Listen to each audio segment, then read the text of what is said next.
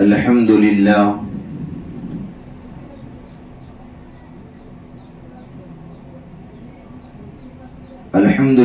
نحمده ونستعينه ونستغفره ونؤمن به ونتوكل عليه ونعوذ بالله من شرور أنفسنا ومن سيئات أعمالنا من يهده الله فلا مضل له ومن يضلله فلا هادي له ونشهد أن لا إله إلا الله وحده لا شريك له ولا نذير له ولا وزير له ولا مشير له ولا معين له ولا مثل له ولا مثال له ونشهد أن سيدنا وسندنا ونبينا وشفيعنا وحبيبنا ومولانا محمد صلى الله تعالى عليه وعلى آله وأصحابه وبارك وسلم تسليما كثيرا كثيرا.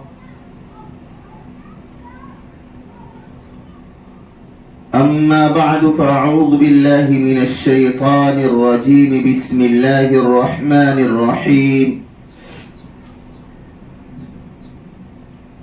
والضحى والليل إذا سجى ما ودعك ربك وما قلى وللآخرة خير لك من الأولى ولسوف يعطيك ربك فترضى ألم يجدك يتيما فآوى.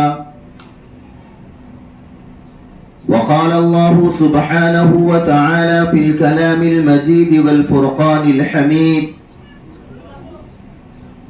وما أرسلناك إلا رحمة للعالمين.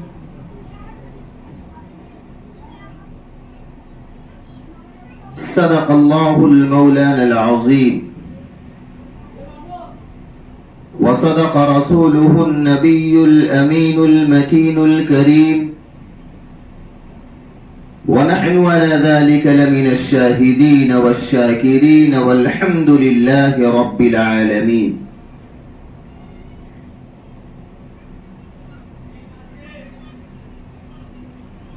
عزیزان گرامی، قابل احترام معزز حاضرین مجلس، میری پردہ نشین ماں اور بہنوں، السلام علیکم ورحمۃ اللہ وبرکاتہ. عزیزان گرامی، اللہ جل جلالہ اما نوالہ کا بے انتہا فضل ہوا، اس کا کرم ہوا. بارگاہ الہی نے اپنا خاص فضل فرمایا ہم سب لوگوں کے اوپر کہ ہم سب لوگوں کو ایسا محبوب نبی عطا فرمایا، ایسا محبوب نبی عطا فرمایا کہ جن کی وجہ سے اللہ جل جلالہ و منوالہ نے اس ساری کائنات کے نظام کو بنایا، سنوارا، سجایا.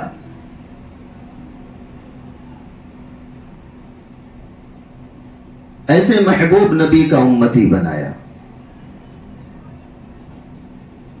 اللہ کا لاکھ لاکھ فضل ہے، اس کا احسان ہے کہ بن مانگے ہمیں ایسے نبی کا امتی بنایا. عزیزان گرامی، ہمیں فخر ہونا چاہیے کہ جو نبی اس امت کے لیے رحمت بن کر آیا،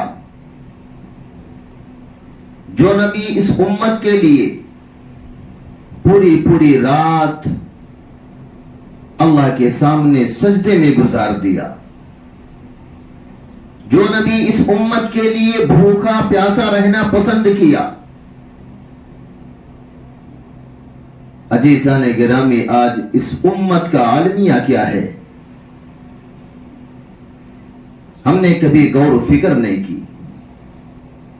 کہ ہم نبی کے ساتھ وفاداری کا معاملہ کرتے ہیں یا بے وفائی کا معاملہ کرتے ہیں، ہم نبی کے ساتھ سچا عشق کرتے ہیں یا دکھلاوے والا عشق کرتے ہیں۔ عزیزان گرامی، اللہ پاک کا بے انتہا فضل ہوا کہ ہمیں ایسے محبوب نبی کا امتی بنایا کہ جن کے انگلی مبارک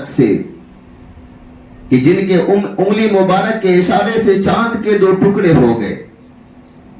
ہمیں ایسے محبوب نبی کا امتی بنایا کہ جن کے انگلی مبارک کے اشارے سے ڈوبا ہوا سورج بھی پل بھر میں نکلنے پر مجبور ہو گیا۔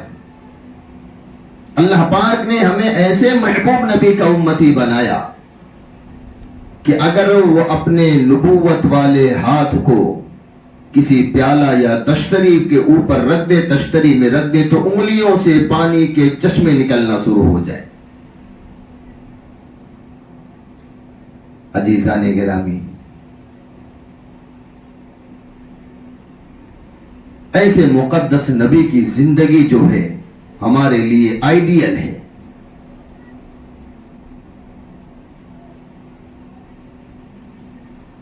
میرے محترم بزرگ اور دوستو، اللہ جل جلالہ و منوالہ نے اتنا محبوب نبی ہم سب لوگوں کو عطا فرمایا کہ جن کے دنیا میں آنے سے پہلے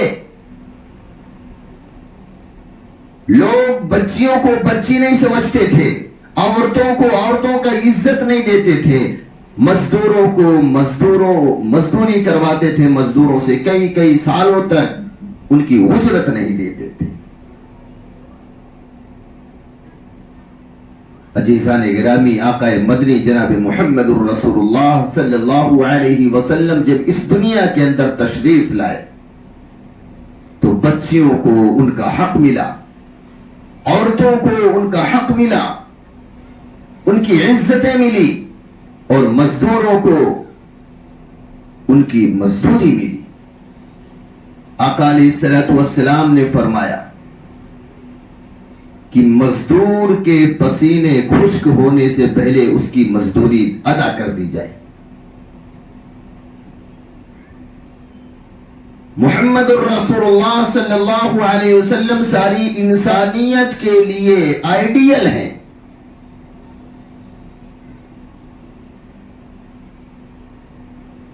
وہی آقا علیہ الصلوۃ والسلام ہم کو رہنے کا طریقہ بتایا، چلنے کا طریقہ بتلایا،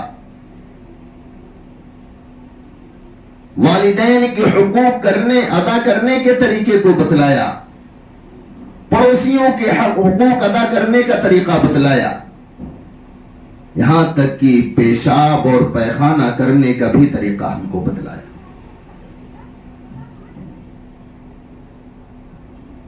ماں کا حق بچے کے اوپر کیا ہے،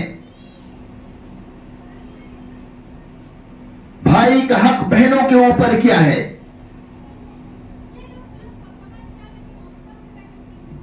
باپ کا حق بچے کے اوپر کیا ہے۔ عزیزان گرامی، آقا علیہ الصلوۃ والسلام نے ہم کو بتلا کر اور سکھلا کر اس دنیا سے چلے گئے۔ یہ وہی مقدس مہینہ ہے جس مہینے کے اندر آقا علیہ الصلوۃ والسلام کی وفات مبارک بھی ہوئی تھی۔ آقا علیہ الصلوۃ والسلام نے فرمایا، قال رسول اللہ صلی اللہ علیہ وسلم، حیاتی و مماتی خیر لکم۔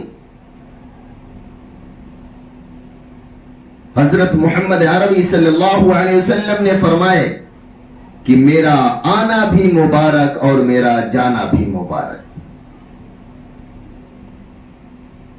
عزیزان گرامی، بہنوں کے حقوق کو آقا علیہ الصلوۃ والسلام نے کر کے بھی دکھلا کے گئے۔ حقیقی بہن آقا علیہ الصلوۃ والسلام کے پاس نہیں تھی، ان کی حقیقی بہن نہیں تھی، لیکن حدیث کی کتابوں میں ملتا ہے کہ حضرت محمد عربی صلی اللہ علیہ وسلم کی ایک بہن تھی جس کو عربی میں رضائی بہن کہتے ہیں، یعنی دائی حلیمہ کی بیٹی آقا علیہ الصلوۃ والسلام کی بہن، کیونکہ ہم سب کے آقا جناب محمد عربی صلی اللہ علیہ وسلم نے دودھ کس کا پیا تھا؟ دائی حلیمہ کا۔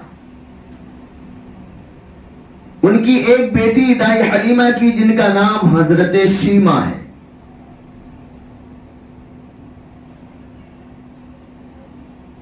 مکہ کی رہنے والی ہے، مکہ سے کافی دور ایک قبیلہ ہے جس کا نام قبیلہ بنو سعد ہے۔ اللہ کے رسول صلی اللہ علیہ وسلم کا کافی زمانہ گزر گیا، نبوت ملی اور مکہ سے ہجرت فرما کر مدینہ المنورہ گئے۔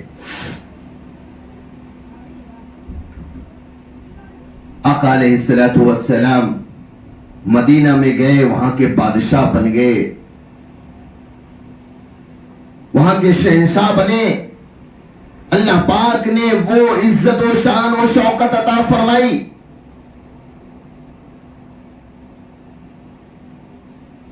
کہ دور دور تک شہرت ہونے لگی۔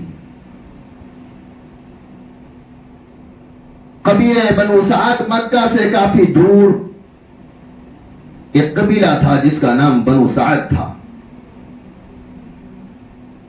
حضرت شیمہ کی شادی ہوئی اور کچھ عرصے کے بعد سوکھا پڑا، لوگ بھوک کی شدت سے تڑپنے لگے، پیاس کی شدت سے تڑپنے لگے، بوڑھے بچے جوان سب پریشان ہونے لگے۔ قبیلے بنو سعد کی کچھ عورتوں نے مشورہ کیا کہ ابھی تک تو یہاں ہمارے آدمی جو تھے سب بڑی کوششیں کی، کہیں سے کچھ ملا نہیں، اور اب ہم عورتیں مل کر کچھ ایسا کرتے ہیں، جاتے ہیں اور کچھ مکے سے لے کر آئیں گے، ہو سکتا ہے کچھ مل جائے جو ہماری بھوک اور پیاس کی شدت کو کم کر دے، کیونکہ غلہ یہاں پہ نہیں ہے، فصلیں یہاں کی خراب ہیں۔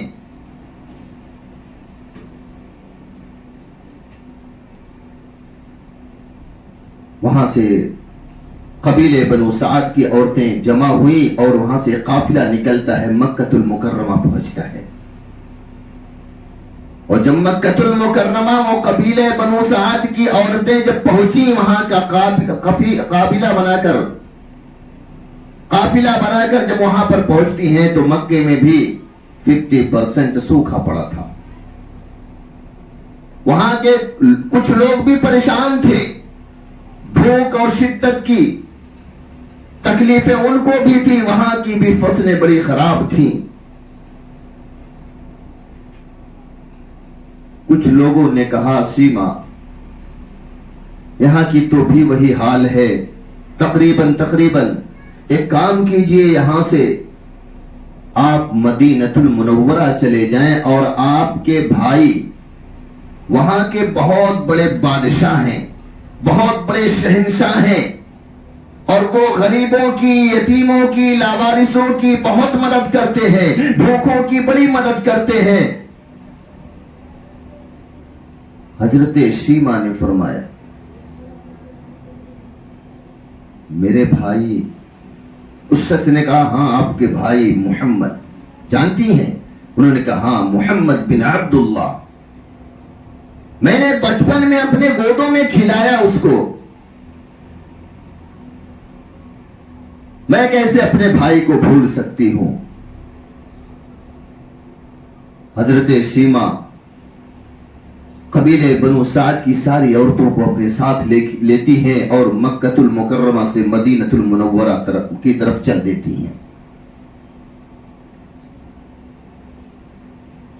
مکہ سے اور مدینے کی دوری 600 کلومیٹر کی ہے۔ حضرت شیمہ قبیلے بنو سعد کی عورتوں کو لیتی ہیں اور چل دیتی ہیں۔ جاتے جاتے راستے میں جب مدینہ قریب آنے لگا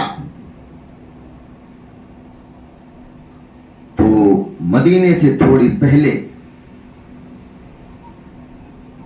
رک جاتی ہیں اور کہتی ہیں میری بہنوں آپ لوگ یہیں پر رکیں اور میں جاتی ہوں اپنے بھائی کے پاس، دیکھتی ہوں کیا ہوتا ہے، وہاں سے آنے کے بعد پھر اطلاع کروں گی، آپ لوگ یہیں پر ٹھہرے رہیں۔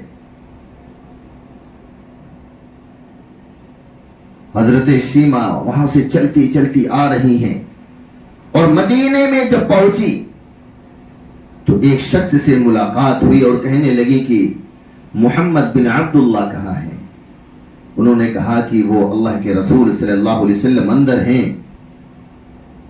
حضرت شیما نے کہا آپ ان سے جا کر کہہ دیجئے کہ ان کی بہن آئی ہے اور ان سے ملاقات کرنا چاہتی ہے۔ اس شخص نے کہا حضرت محمد عربی صلی اللہ علیہ وسلم کے کوئی بہن نہیں ہے، آپ کیسے بہن ہو سکتی ہیں؟ انہوں نے کہا آپ جائیے تو اور وہاں سے کہہ دیجئے ان سے کہ ان کی بہن آئی ہے، ان سے ملاقات کرنا چاہتی ہیں۔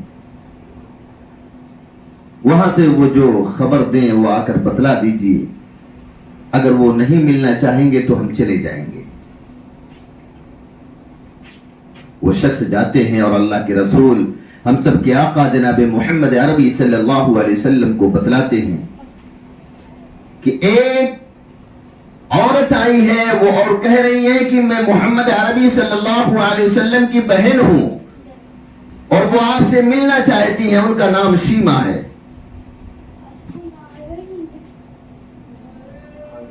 اللہ کے پیارے رسول صلی اللہ علیہ وسلم فوراً کھڑے ہو جاتے ہیں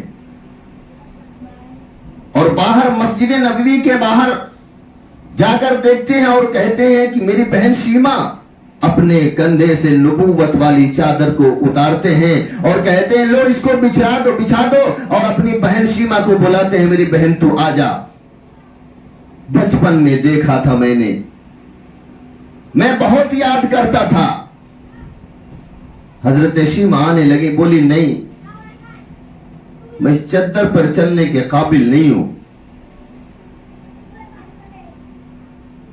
میں جب آپ کے پاس آ رہی تھی لوگ کہہ رہے تھے کہ ارے وہ تو بہت بڑے بادشاہ ہیں، بہت بڑے شہنشاہ ہیں، اس کے پاس ایسے کپڑوں میں نہیں جا سکتی ہو۔ اللہ کے رسول نے فرمایا میری بہن تم آ جاؤ۔ ہوا یوں حضرت شیما آئی اور اللہ کے رسول صلی اللہ علیہ وسلم کافی دیر تک باتیں کرتے رہے اور کہنے لگے کہ میری بہن کس لیے آنا ہوا ہے؟ انہوں نے فرمایا میرے بھائی ہم قبیلے بنو سعد کے رہنے والے ہیں، ہماری شادی قبیلے بنو سعد میں ہوئی ہے، وہاں پر سوکھا پڑا ہوا ہے، لوگ بھوک کی شدت کی وجہ سے مر رہے ہیں، پیاس کی شدت کی وجہ سے مر رہے ہیں، بچے بڑے بوڑھے جوان سب پریشان ہیں، اور اس لیے ہم مکہ گئے تھے۔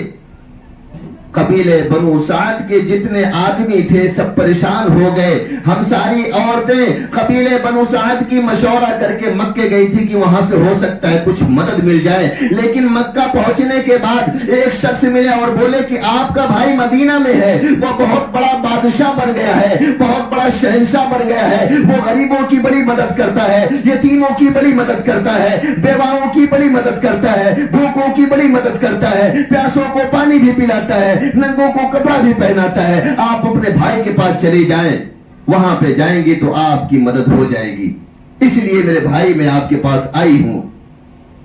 اللہ کے رسول صلی اللہ علیہ وسلم نے فرمایا میری بہن آپ کس لیے آ گئی؟ آپ مجھے اطلاع کر دیتی میں پہنچ جاتا۔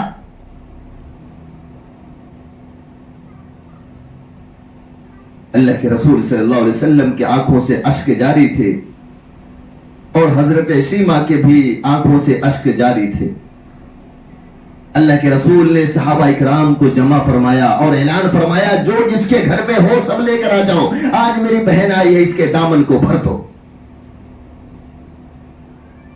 اور مدینہ کے اندر وہ صحابہ کا ایمان ایسا تھا کہ اللہ کے رسول صلی اللہ علیہ وسلم اگر فرما دیتے تھے کہ اپنی گردن کو بھی جدا کر دو تو وہ لوگ فوراً اپنی گردن کو پیش کر دیتے تھے۔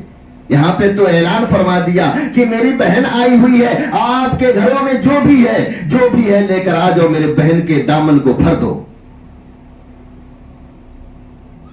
حضرت محمد عربی صلی اللہ علیہ وسلم نے اعلان فرمایا، صحابہ اکرام اپنے گھروں میں گئے اور جو جس کے گھر میں تھا سب لا کر کھڑے دینے لگے، یہاں تک کہ کئی اونٹوں پہ سامان لد گیا کھانے پینے کا. اللہ کے رسول صلی اللہ علیہ وسلم نے فرمایا میری اونٹنی کو لے کر آؤ جو میں جس پہ سفر کرتا ہوں. وہ بھی اونٹنی لائی گئی.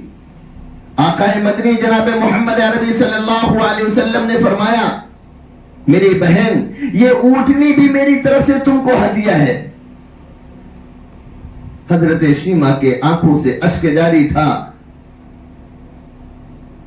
اللہ کے رسول صلی اللہ علیہ وسلم کے بھی آنکھ مبارک سے اشک جاری تھے. سمجھ رہے تھے میری بہن ہے, تڑپ رہی ہے, رو رہی ہے. اس کو ہنسانے کے لیے اللہ کے رسول صلی اللہ علیہ وسلم نے اپنے ہاتھوں کو اوپر کرا, اپنے کپڑے کو اوپر کیا اور کہا بہن اس کو جانتی ہے یہ کیا ہے؟ یہ بچپن میں نے تم کو دھکا دیا تھا اور تم نے یہاں پہ دانت کاٹا تھا. میری بہن میں اس داغ کو روز دیکھتا ہوں اور روز میں تم کو یاد کرتا ہوں, لیکن مجھے پتا نہیں تھا, مجھے جبرائیل نے بھی کبھی نہیں بتلایا کہ تمہاری بہن شیما قبیلے بنو سعد میں رہتی ہے. میں روز یاد کرتا تھا اس داغ کو دیکھ دیکھ کر. بہن نے کہا ہاں بھائی مجھے یاد ہے, تم نے مجھے بچپن میں دھکا دیا تھا اور میں نے تم کو دانت کاٹا تھا, میرا بھی بچپنا تھا. حضرت شیما اللہ کے رسول صلی اللہ تعالی علیہ وسلم سے عمر میں بڑی تھی. اللہ کے رسول صلی اللہ علیہ وسلم نے اپنی اونٹنی کو منگاتے ہیں اور کہتے ہیں میری بہن یہ بھی ہدیہ قبول کر لے اپنے بھائی کی طرف سے. حدیث کی کتابوں میں ملتا ہے کہ حضرت شیما رضی اللہ تعالی عنہا اس اونٹنی پہ بیٹھنے لگتی. اللہ کے رسول نے فرمایا نہیں میری بہن تم ایسے نہیں بیٹھو گی. کالی کملی والے, سنہری جالی والے احمد مجتبی محمد مصطفیٰ صلی اللہ علیہ وسلم بیٹھ گئے اور بولے میری بہن ایک پیر میرے پیر کے اوپر رکھو اور دوسرا پیر میرے ہاتھ کے اوپر رکھو, پھر تم اونٹنی کے اوپر چڑھو تاکہ قیامت تک آنے والے لوگوں کو پتہ چل جائے بہنوں کا حق بھائی سے کیا ہے, بھائیوں کا حق بہنوں کے اوپر کتنا ہے. بہن نے کہا, حضرت شیما نے کہا نہیں میرے بھائی میں اپنے پیر کو تمہارے پیر کے اوپر نہیں رکھ سکتی, ہاتھ پہ تمہارے نبوت والے ہاتھوں کے اوپر میں اپنے پیر کو رکھ کے کیسے اونٹنی پہ چلوں گی, میں نہیں کر سکتی. اللہ کے رسول صلی اللہ علیہ وسلم نے فرمایا میری بہن تم کو ایسا ہی کرنا پڑے گا تاکہ صبح قیامت تک آنے والا میرا کوئی بھی امتی ہو, اللہ کا کوئی بھی بندہ, اس کو پتہ یہ چلنا چاہیے کہ بہنوں کا حق بھائی کے اوپر کیا ہوتا ہے اور بھائی کا حق بہنوں کے اوپر کیا ہوتا ہے. روایتوں میں آتا ہے کہ حضرت شیما اپنے پیر کو اس اللہ کے رسول صلی اللہ علیہ وسلم کے پیر مبارک کے اوپر رکھتی ہیں اور دوسرے پیر کو اللہ کے رسول صلی اللہ علیہ وسلم کے نبوت والے ہاتھوں پر رکھ کر اس اونٹنی پہ بیٹھتی ہیں. آنکھوں سے اشک جاری تھا حضرت شیما کے, اللہ کے رسول صلی اللہ علیہ وسلم کے بھی آنکھوں سے اشک جاری تھا. جانے لگتی ہیں اللہ کے پیارے رسول ہم سب کے آقا جناب محمد رسول اللہ صلی اللہ علیہ وسلم نے پوچھا میری بہن شیما وہ قبیلے بنو سعد کی اور عورتیں کہاں ہیں؟ اللہ کے رسول صلی اللہ علیہ وسلم کی بہن شیما نے فرمایا میرے بھائی وہ تو کافی دور پہ ٹھہری ہوئی ہیں, میں نے ان کو روک کے رکھا تھا. اللہ کے رسول صلی اللہ علیہ وسلم نے فرمایا میری بہن میں تم اونٹنی پہ بیٹھے, اونٹنی کی رسی میں پکڑ کر ان قبیلے بنو سعد کی عورتوں تک لے کر پہنچا دیتا ہوں.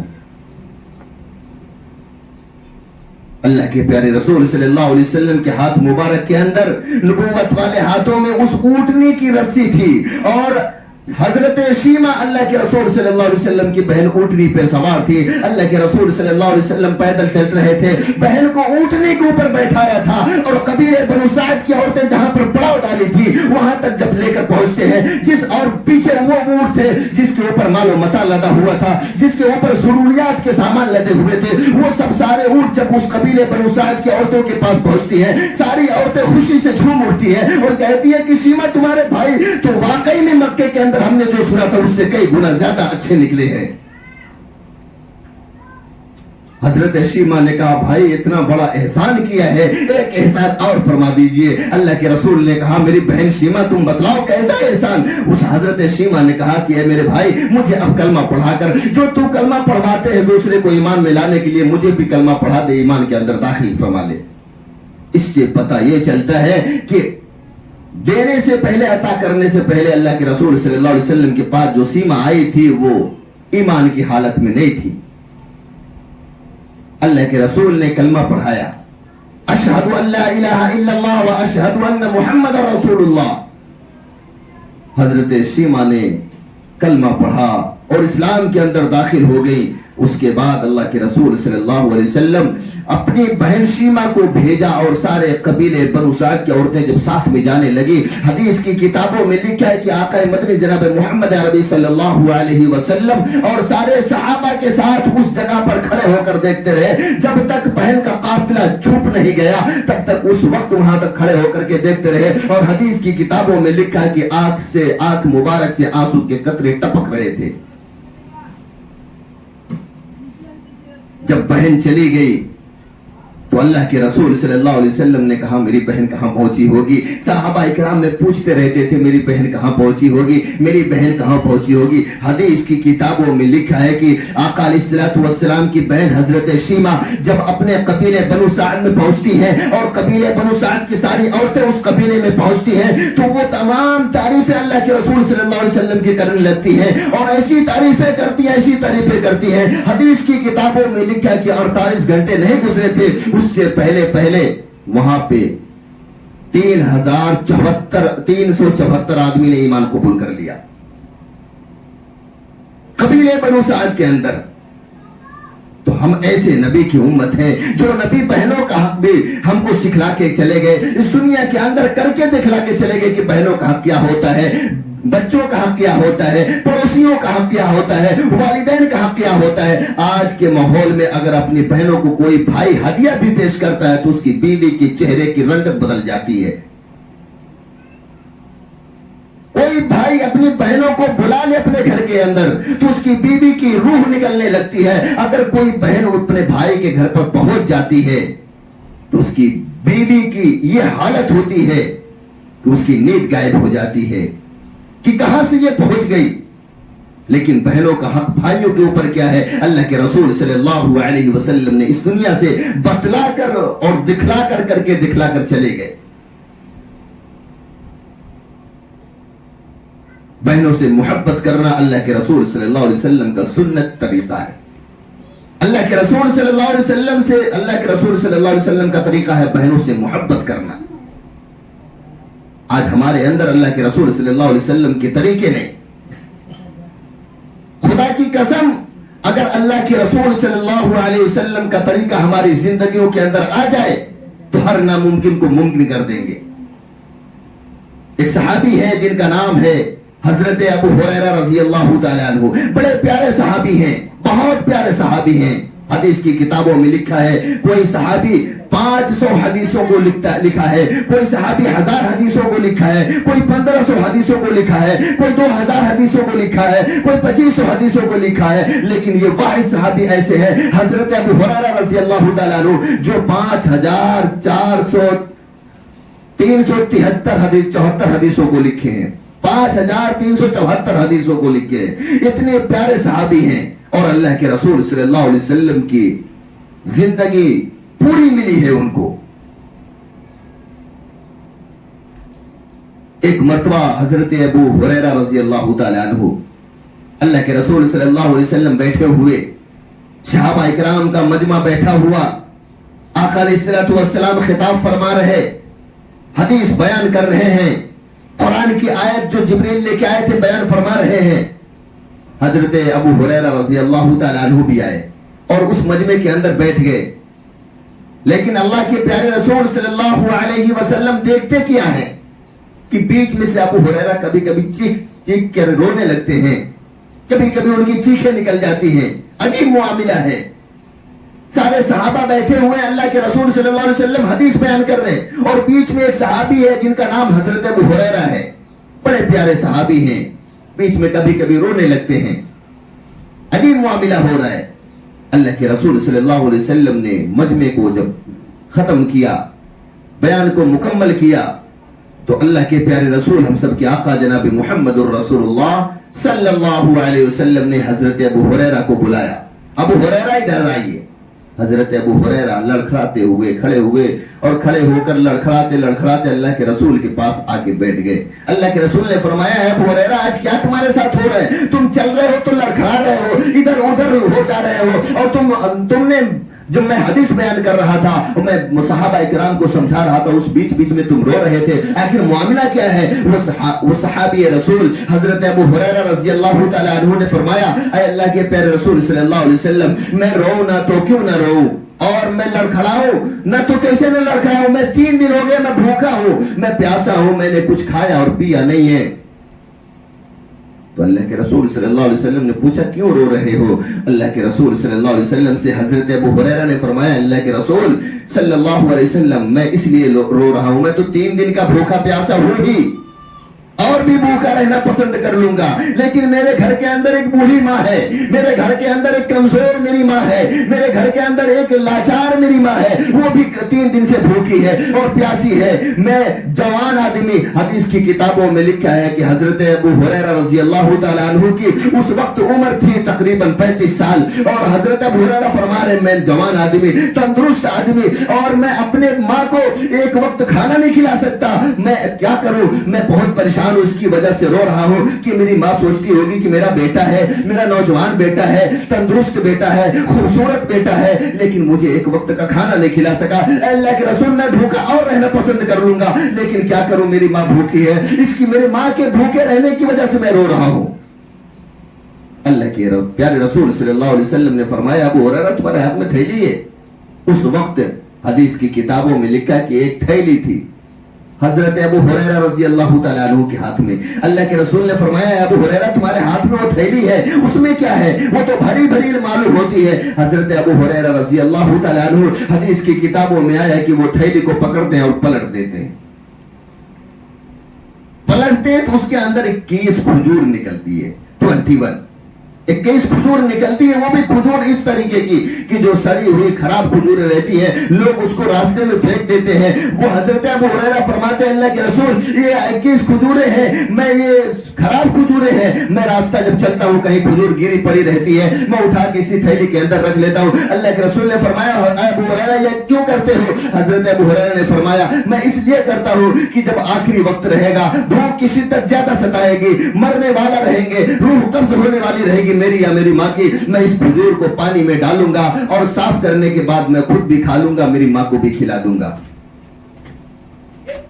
حدیث کی کتابوں میں لکھا ہے کہ آقا علیہ الصلوۃ والسلام نے اپنے نبوت والے ہاتھوں سے اس 21 کھجور کو اٹھاتے ہیں اور نبوت والے ہاتھ میں لیتے ہیں اور کہتے ہیں ابو ہریرہ واپس تھیلی کو تو کھول. اور تھیلی جب حضرت ابو ہریرہ کھولتے ہیں وہ 21 کھجور اللہ کے رسول صلی اللہ علیہ وسلم نے اپنے نبوت والے ہاتھوں سے اس تھیلی کے اندر رکھتے ہیں اور کہتے ہیں ابو ہریرہ اس کھجور کو کبھی تو گننا نہیں اور اس کے اندر تو دیکھنا نہیں، تو جب تک تیری مرضی ہوگی اس میں سے کھجور نکالتے رہنا اور کھاتے رہنا، اپنے ماں کو بھی کھلاتے رہنا.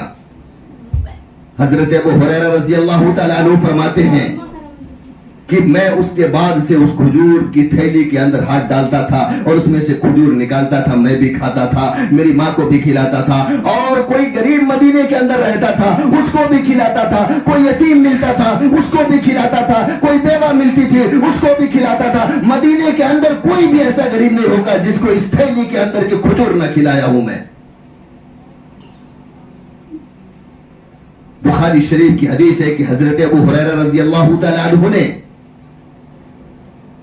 30 سال تک اس تھیلی سے کھجور کھاتے رہے، اپنی ماں کو کھلاتے رہے، مدینہ کے اندر جتنے غریب تھے سب کو کھلاتے رہے، یتیموں کو کھلاتے رہے، بیواؤں کو کھلاتے رہے، مسکینوں کو کھلاتے رہے، جہاں تک کہ جتنے بھی مدینے کے اندر غریب تھے سب کے گھر تک لے لے کے جا کے اس کھجور کو کھلاتے رہے. حدیث کی کتابوں میں لکھا ہے کہ حضرت ابو ہریرہ رضی اللہ تعالیٰ عنہ کبھی اس درود شریف پڑھ کر اگر اپنے ہاتھ کو اس تھیلی کے اندر ڈالتے تھے تو جو کھجور نکالتے تھے، حضرت ابو ہریرہ فرماتے فزت برب الکعبہ، رب کعبہ کی قسم اس کھجور سے مشک کی خوشبو آتی تھی. میں نے حضرت ابو ہریرہ رضی اللہ تعالیٰ عنہ نے فرمایا میں نے 30 سال تک اس تھیلی سے کھجور نکال کر کھاتا رہا اور کھلاتا رہا، اور یتیموں کی، غریبوں کی، بیواؤں کی میں اس کھجور سے مدد کرتا رہا، لیکن کبھی کھجور ختم نہیں ہوئی۔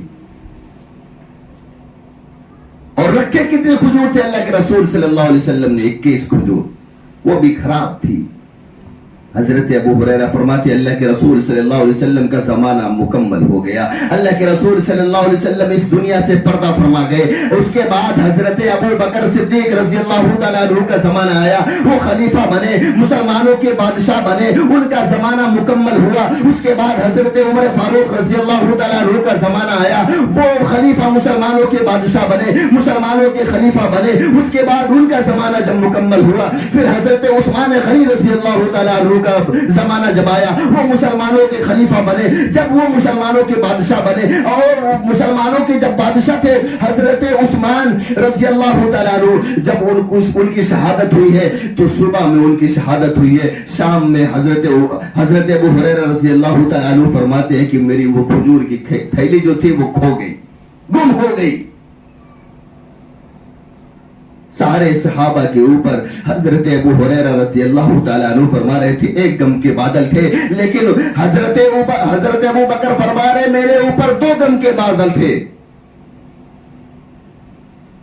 سارے صحابہ کو تو یہ تکلیف تھی کہ حضرت عثمان رضی اللہ تعالیٰ عنہ دنیا سے چلے گئے، مسلمانوں کے بادشاہ دنیا سے چلے گئے، مسلمانوں کے خلیفہ دنیا سے چلے گئے، لیکن ابو ہریرہ کی تکلیف یہ تھی کہ ایک تو مسلمانوں کے خلیفہ دنیا سے چلے گئے، مسلمانوں کے خلیفہ شہید ہو گئے، دوسری تکلیف یہ تھی کہ اللہ کے رسول صلی اللہ علیہ وسلم نے جو عطا فرمایا تھا اس تھیلی کے اندر کھجور اپنے نبوت والے ہاتھوں سے ڈال کر، اور فرمایا تھا کہ اے ابو ہریرہ اس میں سے تو کھجور نکالتا رہنا اور خود کھاتا رہنا، اپنی ماں کو بھی کھلاتا رہنا، غریبوں کو بھی کھلاتا رہنا، تیرا دل جس کو چاہے اس کو کھلاتا رہنا، لیکن اس کھجور کے تھیلی میں کبھی تو دیکھنا نہیں، اور اس کھجور کے تھیلی میں کبھی تو اس کھجور کو کبھی گننا نہیں۔ حضرت ابو ہریرہ فرماتے ہیں کہ میری وہ تھیلی نہ، جس دن حضرت عثمان رضی اللہ تعالیٰ عنہ کی شہادت ہوئی تھی اسی دن میری یہ تھیلی غائب ہو گئی، گم ہو گئی۔ میں نے بہت تلاشا، بہت ڈھونڈا، نہیں ملی۔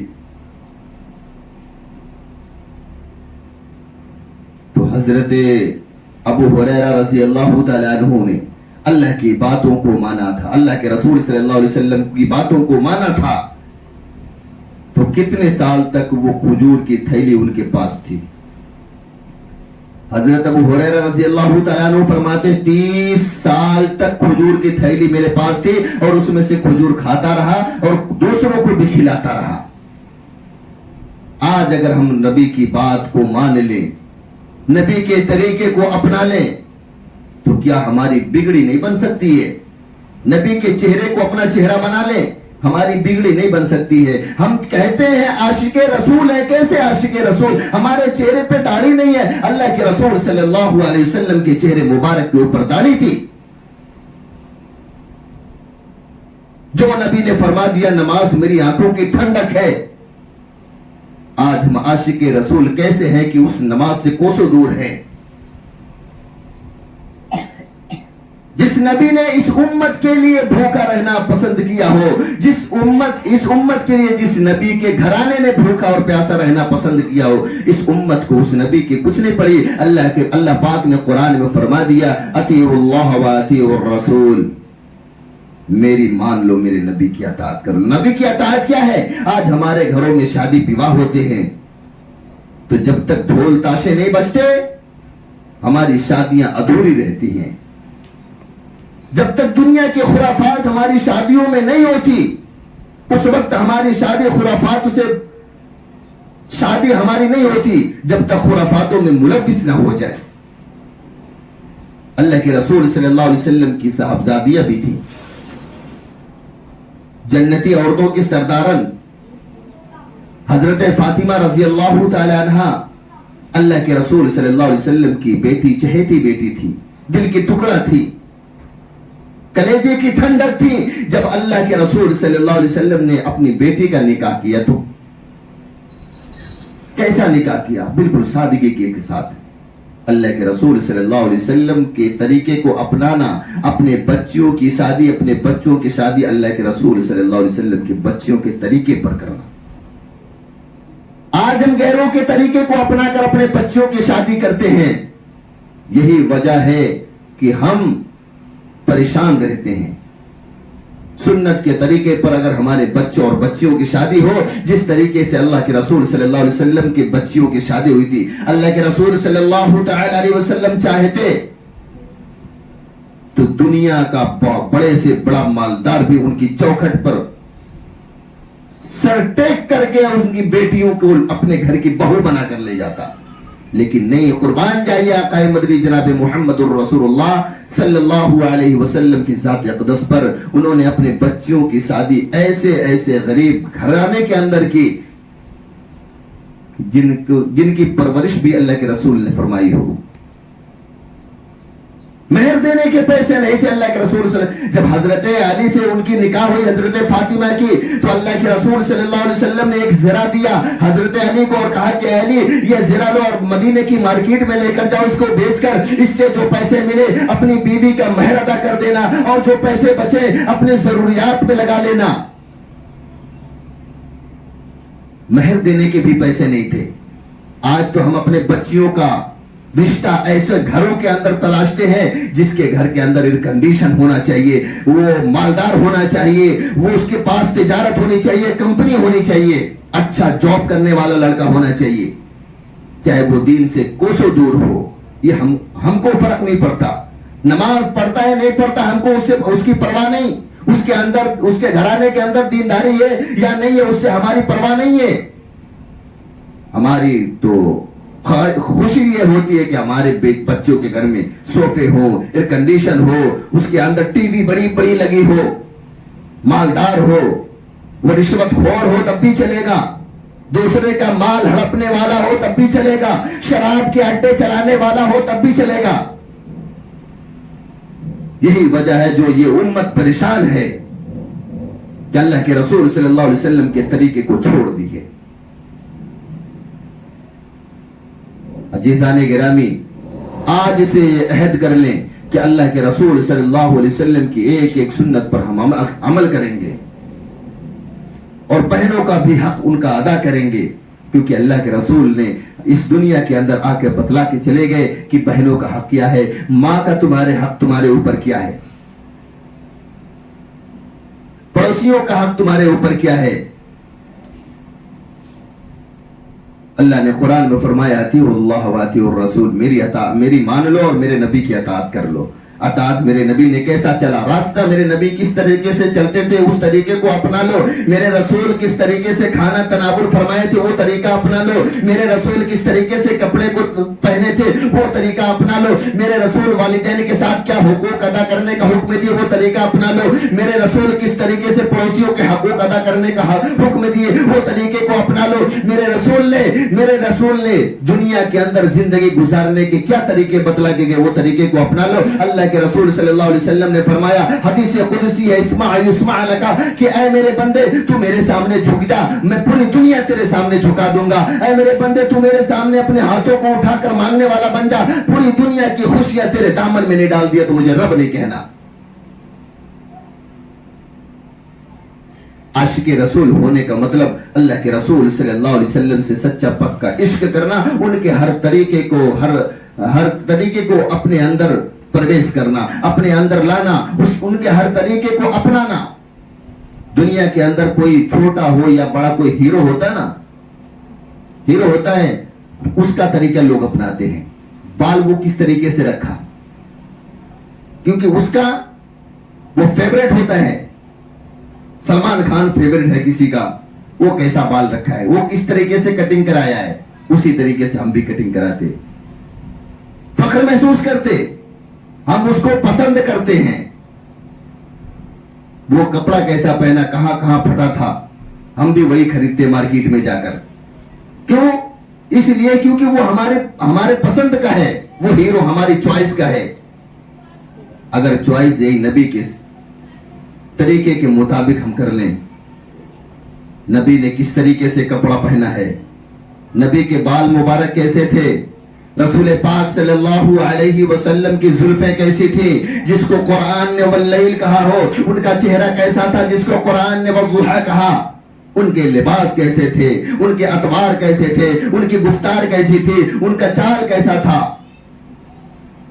تو انشاءاللہ یہ دنیا بھی ہماری اور آخرت بھی ہماری ہوگی۔ اللہ پاک ہم سب لوگوں کو کہنے سننے سے زیادہ عمل کی توفیق نصیب فرمائے، آمین۔ وما علینا الا البلاغ۔